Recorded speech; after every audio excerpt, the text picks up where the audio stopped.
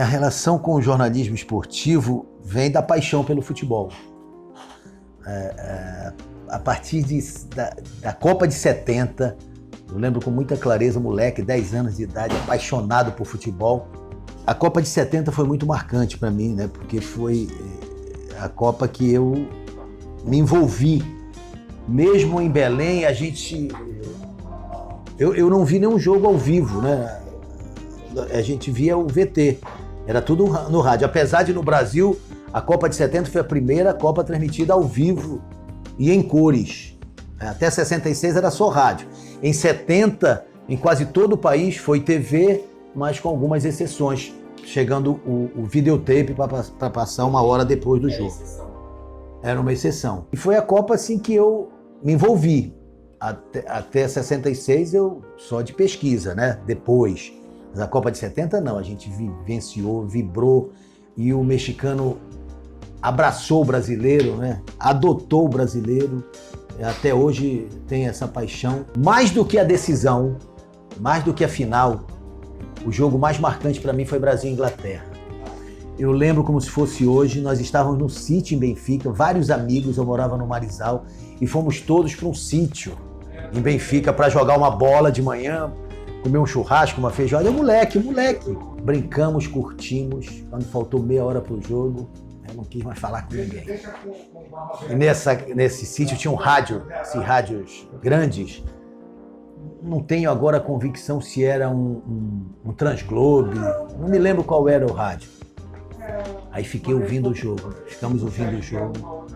Jogo difícil, um jogo complicadíssimo. E o Brasil conquistou aquela vitória espetacular.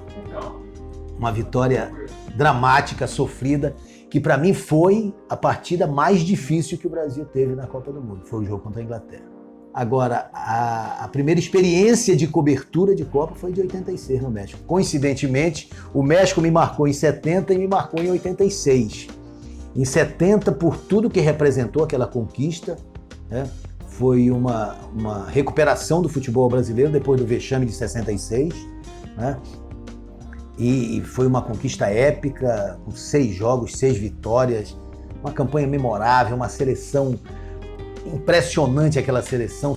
E lá estou eu em 86 no México, foi a minha primeira cobertura. Eu já tinha saído da Rádio Clube, estava de volta à Rádio Clube, mas eu trabalhava também em banco, eu era gerente de banco. E eu fui porque eu ganhei um prêmio no banco como gerente. Eu não fui pelo jornalismo. Mas aí aproveitei e consegui um credenciamento para cobrir os treinos da seleção e fiz as duas coisas, né? Então fui pelo banco e fui para fazer o meu trabalho como jornalista. E cobri a seleção naquela Copa. E olha só o que aconteceu. O Brasil foi eliminado, eu no Estádio Jalisco, porque eu ia para o estádio não como jornalista, eu ia como torcedor. Eu tinha o ingresso como torcedor. O Brasil eliminado pela França, no Estádio Jalisco, em Guadalajara. Acabou o jogo. Me lembro muito bem que o Zico entrou lesionado, tinha um problema de joelho. Houve um pênalti. Primeira jogada do Zico, ele fez uma metida bonita. Aí foi pênalti para o Brasil e ele perdeu o pênalti.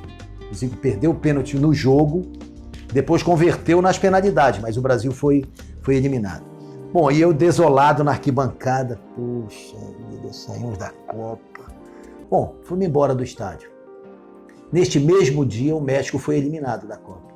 No mesmo dia que o Brasil foi eliminado, o México foi eliminado. E o que aconteceu em Guadalajara? Os mexicanos consolavam os brasileiros. Os mexicanos entendiam que a eliminação do México não tinha maior problema. Nada ia acontecer de diferente no futebol com o México eliminado. Mas a eliminação do Brasil, sim, representava uma perda significativa e os mexicanos choraram conosco, e talvez mais do que a gente, a eliminação do Brasil na Copa de 86.